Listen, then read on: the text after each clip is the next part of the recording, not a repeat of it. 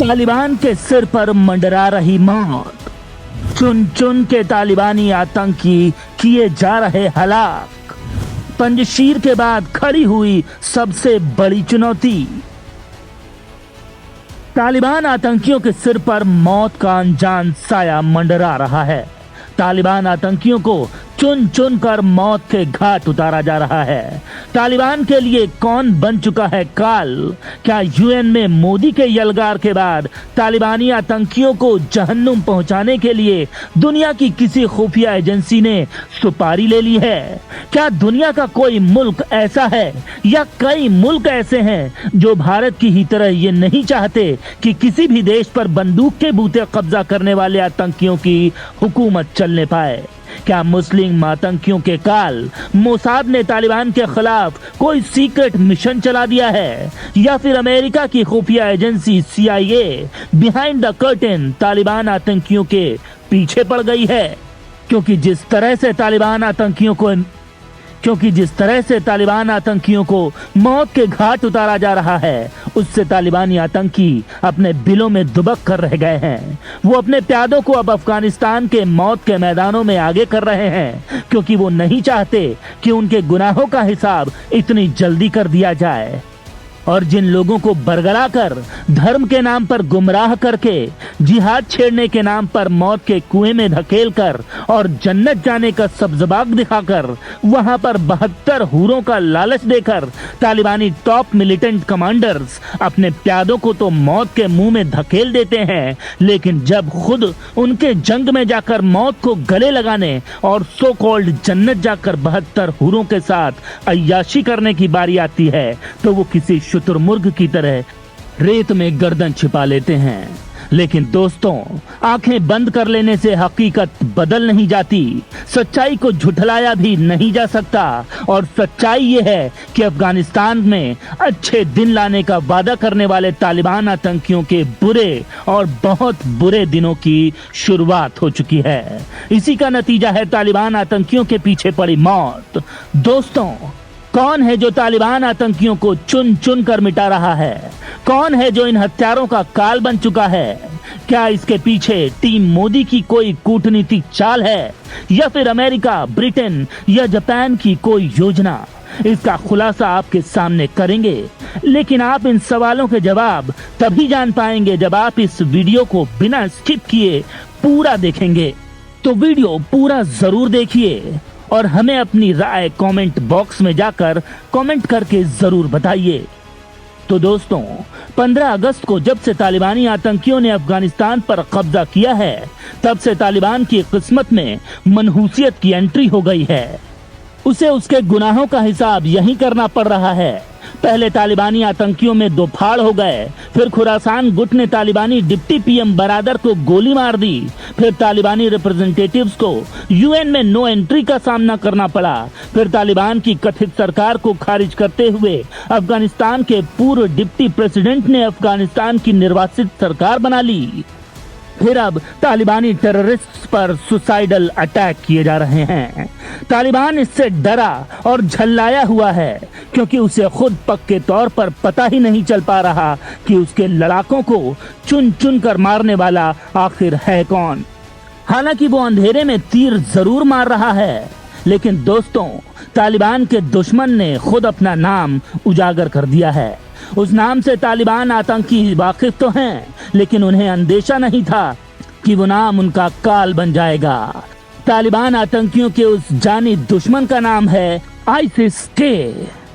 जी हाँ दोस्तों, Islamic state ही वो संगठन है जो हाथ धोकर, या यूं कहें बोरिया बिस्तर बांधकर, तालिबानी आतंकियों के पीछे पड़ गया है और कसम खा ली है कि जब तक तालिबानियों का समूल नाश करके उन्हें जहन्नुम नहीं पहुंचा देगा, शांत नहीं बैठेगा। इस ऐलान जंग के बाद दोनों आतंकी गुटों में गैंग वॉर छिड़ गया है। इससे पहले कि आपको इस गैंग वॉर, इस अदावत की असल जड़ बताएं, आप ये जान लीजिए कि आखिर कैसे ISIS-K तालिबान को चुन चुन कर निपटा रहा है। इसी कड़ी में एक बड़ा हमला अफगानिस्तान की राजधानी काबुल में हुआ। यहाँ की दूसरी सबसे बड़ी मस्जिद ईदगाह में हुए बम धमाके में कई लोगों की मौत हो गई। मीडिया रिपोर्ट्स के मुताबिक करीब इस हमले में 5 लोगों की मौत हो गई। हालांकि तालिबानी आतंकियों ने दावा किया है कि इस हमले में उनका कोई गुर्गा नहीं मारा गया, सिर्फ अफगान नागरिक ही हताहत हुए और कुछ लोकल लोग ही घायल हुए।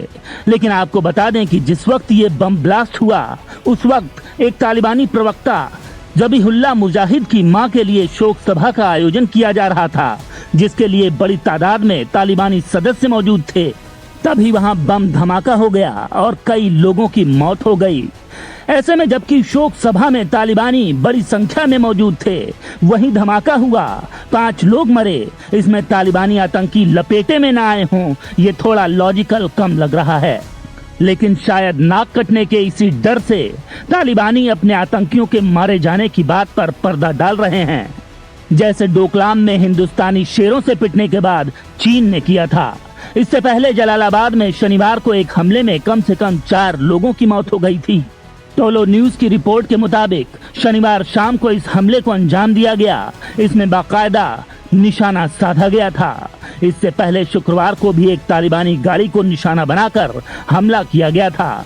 इन हमलों के पीछे इस्लामिक स्टेट का हाथ होना बताया जा रहा है। जब से अफगानिस्तान पर तालिबान ने कब्जा किया है, तब से इस्लामिक स्टेट के हमले बेहद बढ़ गए हैं।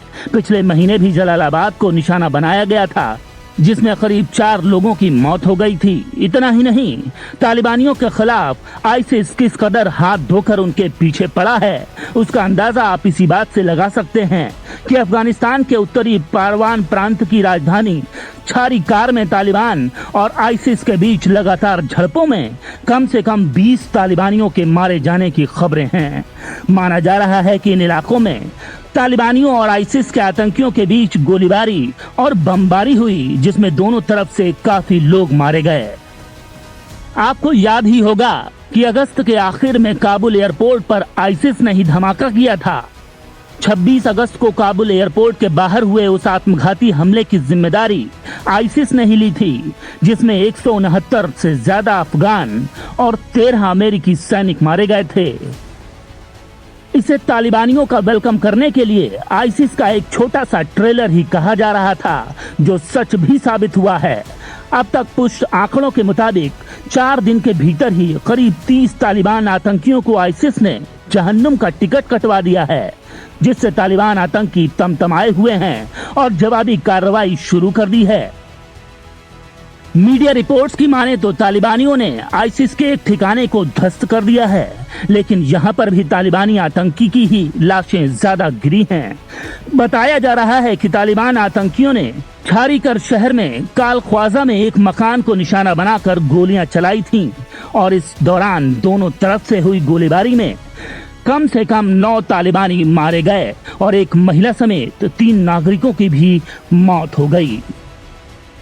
दोस्तों, आप सोच रहे होंगे कि तालिबान और आईसिस दोनों क्यों एक दूसरे के खून के प्यासे बने हुए हैं, जबकि दोनों ही आतंकी संगठन हैं। ऐसा भी नहीं कि एक आतंकी संगठन शिया हो और दूसरा सुन्नी, दोनों ही आतंकी संगठन सुन्नी हैं। दरअसल दोनों आतंकी संगठनों की रगों में इस्लाम के नाम पर उग्रवाद का जो जहर दौड़ रहा है, इस खून खराबे की जड़ वही है। धर्म के नाम पर लोगों को धोखा देकर अपना उल्लू सीधा करने वाले दोनों ही संगठन इस्लाम को अपनी बपौती मानते हैं और यही है इन दोनों संगठनों के बीच झगड़े की असली जड़ भी। आईसिस और तालिबान दोनों ही कट्टर सुन्नी इस्लामिक आतंकी संगठन हैं, लेकिन ये एक दूसरे के दोस्त नहीं बल्कि दुश्मन हैं और एक दूसरे का विरोध करते हैं। आईसिस के तालिबान के साथ बड़े मतभेद हैं। तालिबान और आईसिस दोनों ही खुद को इस्लाम का सबसे बड़ा ठेकेदार बताते हैं, लिहाजा एक दूसरे को रास्ते से हटाने के मौके तलाशते रहते हैं। आईसिस के ने तालिबान पर जिहाद छोड़ने का और कतर के पौष इलाकों में शांति वार्ता मान लेने का इल्जाम लगाया है। स्टैनफोर्ड यूनिवर्सिटी में centre for international securities and cooperation के अनुसार उनके मतभेद भी वैचारिक ही हैं। दोनों आतंकी संगठनों के बीच दुश्मनी वैचारिक मतभेदों और संसाधनों के लिए प्रतिस्पर्धा दोनों से पैदा हुई है। आईसिस ने तालिबान पर एक सार्वभौमिक इस्लामी पंथ के बजाय एक संकीर्ण जातीय और राष्ट्रवादी आधार से अपनी वैधता खींचने का आरोप भी लगाया है। बीते हफ्ते भर में ही तालिबान और आईसिस के बीच अदावत की चिंगारी ने शोलों का रूप अख्तियार कर लिया है। तालिबानी आईसिस का खून बहाने पर उतारू हैं और आईसिस के आतंकी तालिबानियों को जहन्नुम भेजने पर आमादा हैं। इस पूरे घटनाक्रम में हारे कोई भी, लेकिन जीत अमन पसंदगी की ही होगी, क्योंकि अल्टीमेटली खात्मा आतंकियों का ही होगा, चाहे वो तालिबानी हो या फिर आईसिस के आतंकी। भारत की पहल के बाद जिस तरह से पूरी दुनिया ने तालिबानियों समेत आतंकियों और उन्हें सपोर्ट करने वालों को बायकॉट किया है, विश्व के तमाम मुल्क भी आतंकवादियों को पनाह देने के मूड में हरगिज नहीं दिखाई देते। दोस्तों, सत्ता पाने के लिए संत की बोली बोलने वाले शैतानों की पोल पूरी दुनिया में खुल चुकी है। इस्लाम के नाम पर आतंक फैलाने वाले जल्लाद भी एक्सपोज हैं। भारत की पहल ने ग्लोबली आतंक के अंत की वैक्सीन की तरह जिस तरह असर दिखाना शुरू कर दिया है, आतंकियों की इस फितरत के बारे में आप क्या सोचते हैं? वैश्विक मंच पर मोदी की अगुवाई में उभरते भारत की नई रणनीति आपको कैसी लगती है? आप अपनी राय हमें कमेंट बॉक्स में लिखकर जरूर दें।